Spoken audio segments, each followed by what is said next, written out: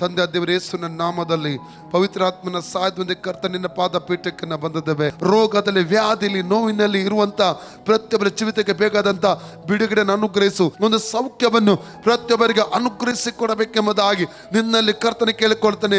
ನಡೀಲಿಕ್ಕೆ ಸಾಧ್ಯವಾಗಿ ನಡೆಯುವಂತ ಕೃಪೆಯನ್ನು ಅನುಗ್ರಹಿಸು ಅಪ್ಪ. ಇವತ್ತು ಯಾವುದಕ್ಕೋಸ್ಕರ ಪ್ರಾರ್ಥನೆ ಮಾಡ್ತಾ ಇದ್ದರು ಆ ವಿಷಯದಲ್ಲಿ ಬಿಡುಗಡೆ ಕಾಣುವಂತೆ ಒಬ್ಬೊಬ್ಬರಿಗೆ ಸಹಾಯ ಮಾಡಬೇಕೆಂಬುದಾಗಿ ನಿನ್ನಲ್ಲಿ ಕರ್ತನೆ ಕೇಳಿಕೊಡ್ತಾ ಇದ್ದೇನೆಪ್ಪ.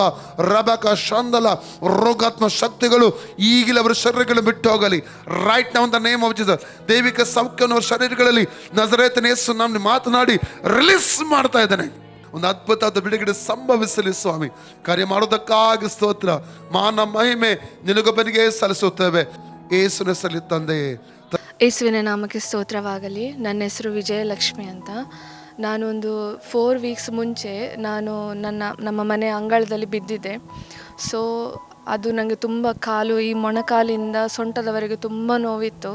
ನೆಕ್ಸ್ಟ್ ನಾನು ಆರಾಧನೆ ಬಂದಾಗ ಸಂಡೇ ದಿವಸ ನಾನು ಪಾಸ್ಟರ್ ಎಲ್ಲರಿಗೋಸ್ಕರ ಹೀಗೆ ಪ್ರಾರ್ಥನೆ ಮಾಡ್ತಿರುವಾಗ ನಾನು ಆ ಪ್ರೇಯರನ್ನು ನಾನು ರಿಸೀವ್ ಮಾಡಿ ನನಗೆ ಆವತ್ತು ಸ್ವಸ್ಥತೆಯನ್ನು ದೇವರು ಕೊಟ್ಟರು.